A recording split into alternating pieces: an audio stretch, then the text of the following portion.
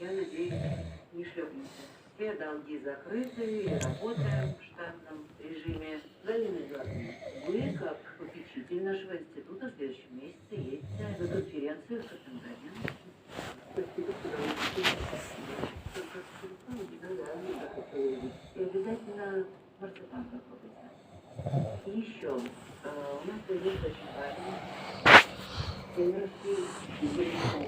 Я встречалась с владельцем Лобова, Нина Егоровна, она проявила живой интерес к нашему институту. Что касается вашего желания